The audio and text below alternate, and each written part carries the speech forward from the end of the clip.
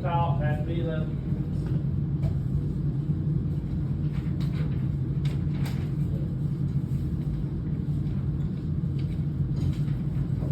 True.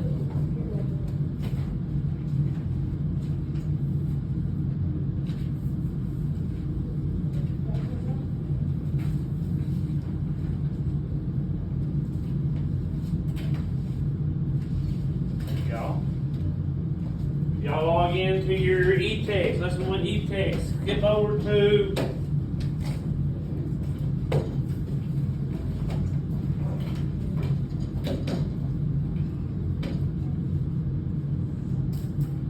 the Colonies meeting Albany. Colonies meeting Albany. That way. Colonies meeting Albany.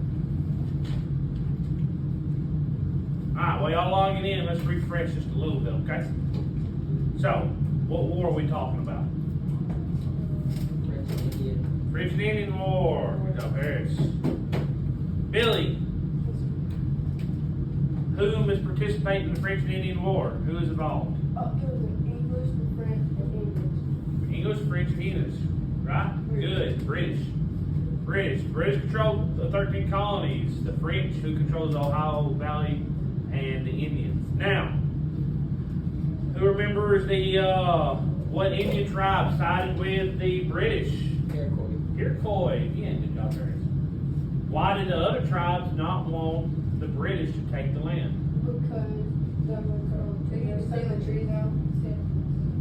They were making settlements, but then more specifically, they were going to Cut all the trees down. they would cut all the trees down because the Indians believed in what, Holly? I believe in Nature, the balance of nature. Good. They believe in the balance of nature. Alright. The Virginia mayor sent this really important general to take Fort Duquesne. Who was that general? George Washington. Who Zane, sit up, Zane. George Washington eventually became who? Who did George Washington eventually become? Savannah, who did George Washington eventually become? President. First president. What was the area? What was the area called that the British were trying to take control of? What was the area? The whole area that the British were trying to take control of? It was on the mountain. No, it was on the other side of the mountains. On the other side of the Appalachian Mountains. What was that area called? Did it start with a G? Or the O. Harris? Ohio. Ohio River. Ohio River Valley, yeah, Billy. The Ohio River Valley. And what was so important about this Ohio River Valley? Drew? It was connected to the Mississippi River. Connected to the Mississippi River, which empties out into where? The ocean, the Gulf of Mexico, to be specific. Good. So, the British are trying to take over the French land, right? Now, we have to keep in our minds that our question is, when is war justified? So the end of class will ask you, when is war justified? Alright? So today we're going to do the colonies meeting Albany. Now, I need a little more participation out of y'all, so we're going to do a little read today. Everybody going to read a little bit, okay? Yep, everybody going to read. So, if you're on your computers, everybody on the colonies meeting Albany. Tell me if you're not. We're just going to start up front. Colony meeting Albany. San Savannah, read that first paragraph there. Borrow Hollies. Zane? Billy? While Washington was fighting the French, the Delegates? delegates from 7 colonies gathered at Appalachia New York for the purpose of the meeting, that is to submit to the alliance with the Iroquois who were still connected to the British claim to Ohio Valley. The alliance would help the British fight the French and their American Indian allies, and as a goal of the meeting was to plan a united colony defense. Alright, so while Washington was fighting, delegates from 7 colonies met in Albany, New York. Alright, that's all they can get Albany, New York. And basically what they were trying to do is they're trying to unify. Now, let's think about who do we think would have had the idea to get everybody in one place? Who was a visionary at the time that thought outside the box? No, not George Washington, he was all fine. Who was the visionary we talked about during the time of Enlightenment that thought outside of the box? No? Benjamin Franklin, good, Benjamin Franklin. He thought outside the box, good job.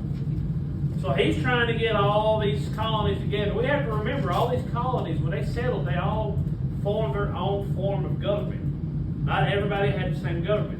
So he's trying to unify. Drew, read that next paragraph.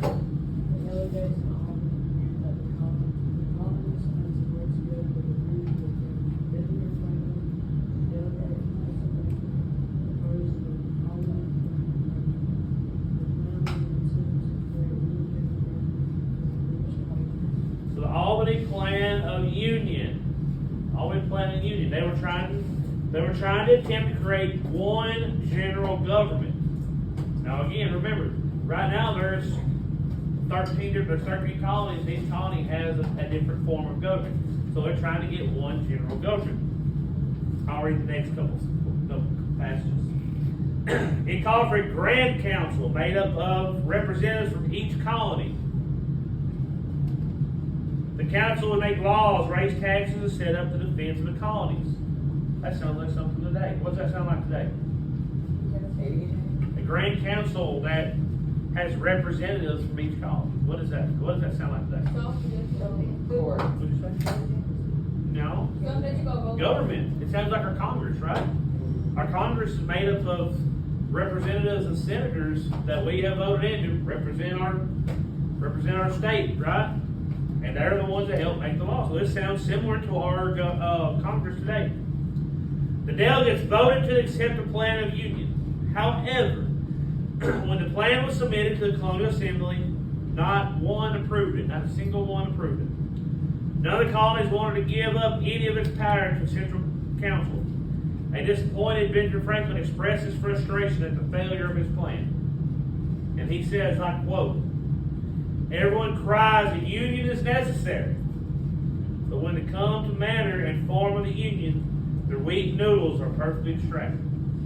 Basically what he's saying is, they're whining and complaining. They want everybody to be unified. And when it comes down to it, they don't want to give up their own power. They're selfish about it. They're selfish about it. So nothing happens. Alright. Savannah, up on the yellow boxes up on the top. Do you see them on the computer? You probably don't see them on the computer. I bet they were only on my computer. There we are, yeah. Yellow boxes. Read the situation.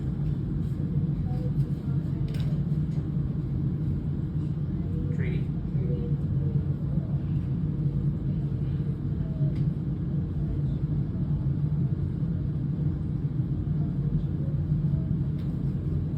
Good. So, the situation that they were in at the time was the British hoped to sign a treaty. And in that treaty, they would come together and it would be an American Indian Treaty. Holly, read action.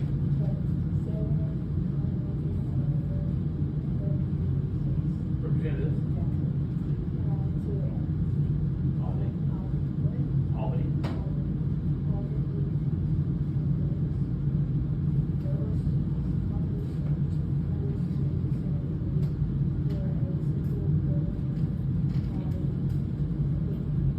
Good. So the action that was happening was 7 of the colonies, now not all 17, but all the New England colonies, 3 of the middle colonies, sent representatives to Albany, New York. That was the action. The plan, okay? The colonies with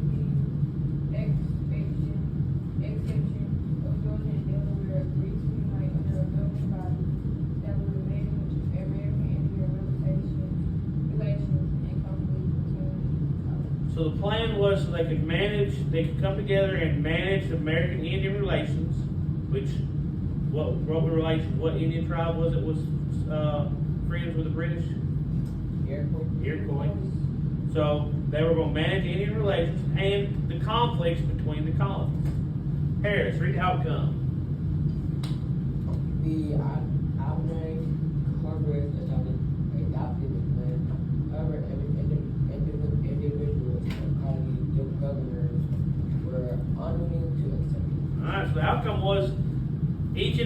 colony was unwilling to give up their power, right? They didn't want to give up their power to central government. Zane, read why it failed. Yes, sir. With considerable competition among the individual colonies for power, territory, and trade, colony governor body did not believe that the unified governor body would protect their interests. Good. Why it failed? With considerable competition among the individual colonies for power, territory, and trade, colonial government bodies did not believe that a unified government body would protect their interests. Again, they were, in layman's terms, they were selfish. They were selfish. Alright, so battle starts. So the battles are fixing to start, right? We've had one small battle with George Washington, Fort Duquesne. He won it first, and then the French took it back over, correct? They made a mistake. What was that mistake that the French done?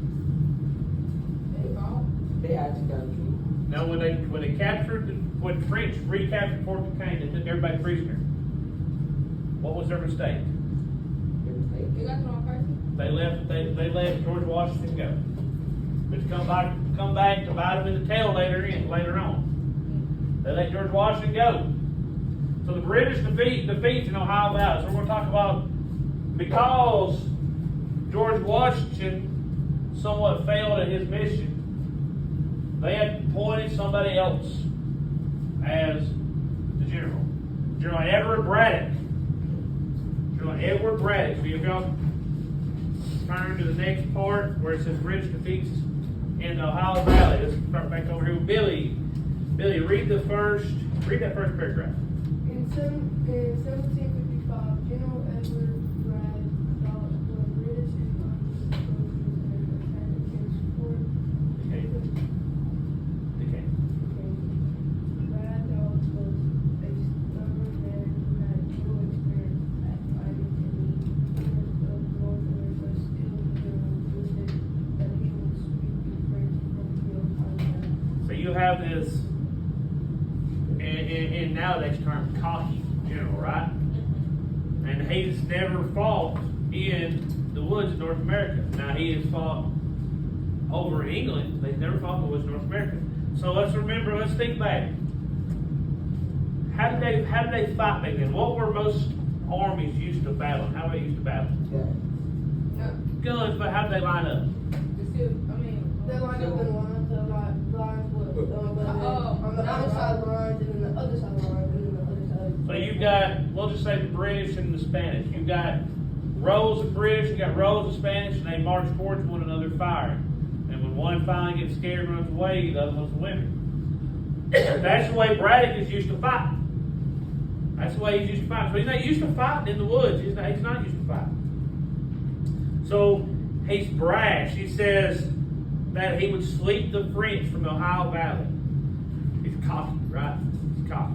So let's review what it does. Shake. Read the surprise attacks in the forest. Braddock's men moved slowly and nosely through the forest. Although rumors abandoned by Washington and by Indian scouts, Braddock pushed ahead. As the British neared Fort Duquesne, the French and their Indian allies launched a surprise attack. Sharpshooters hit in the forest and picked off British soldiers with bright red uniforms made easy targets. Braddock himself had 5 horses shot out from under him before he fell, fatally wounded. Almost half the British were killed or wounded. Washington was nearly killed. Alright.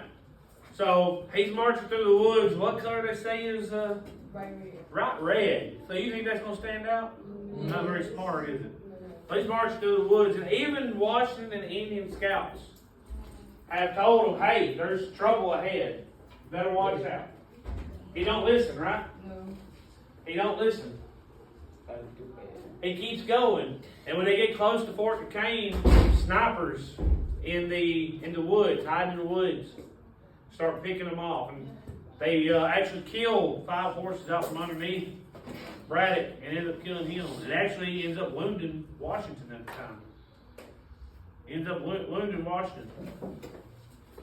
Holly, read British setbacks at Lake Ontario and Lake George.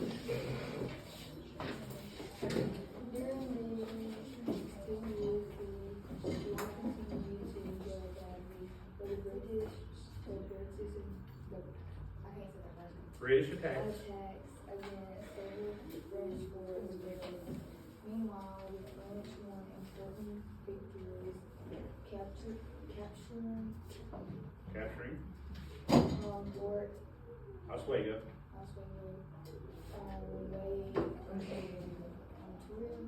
Ontario. and Fort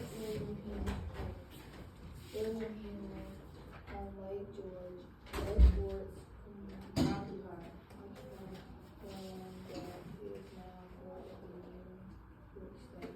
All these defeats put a serious Strain. strain on the Alliance's Alliances.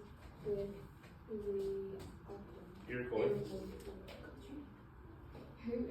who had been counting on the British to protect them from the French. The Iroquois faced increasing danger from enemy American India groups who fought them for prisoners and goods. Alright, good. So, a couple battle takes place. Battles on Lake Ontario and Lake George. And the British are taking losses. Matter of fact, they haven't won one yet. Not only are the British taking losses, who's helping them? The Indians. The Iroquois. The Iroquois, so they're taking losses. And the Iroquois are hated at the moment by the other Indian tribes. Remember, there was several other Indian tribes that joined the French. Because them Indians didn't want nothing to happen to the nature. And the Iroquois chose the side that was they knew that was going to destroy the land. So the Iroquois Indians were getting killed and captured and enslaved by the other Indian tribes. And this all leads up, remember, we're all leading up to what? What are we all leading up to? Conflict. What war? The big war. Yeah. No, not that big war. Revolutionary War. Remember, this is all leading up to Revolutionary War. All leading up to Revolutionary War. So, at this moment, when we ask the question at this moment, when is war justified? So let's put it to a vote. Is the British side, is war justified on the British side? Who thinks their war is justified for the British right now? When you say just like, what does it mean? What do I mean when I say justified?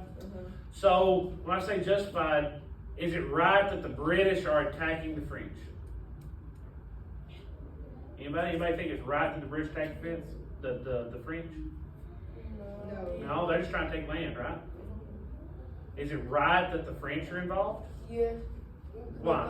Because the British are trying to take their land. Good, yeah. The British try to take French land. So, in French's eyes, what this question is: war justified? Yeah.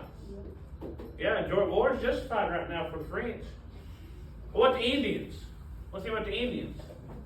What about the Iroquois?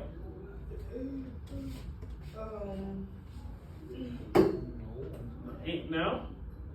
You could vote either way on the Iroquois if you actually think about it. You could vote yes because they're trying to strengthen their power with the British. They think the British is the stronger of the two, so they're trying to side with stronger, thinking in future-wise that it'll be beneficial for them, right? But at the same sense, you can think negative because their beliefs is the balance of nature.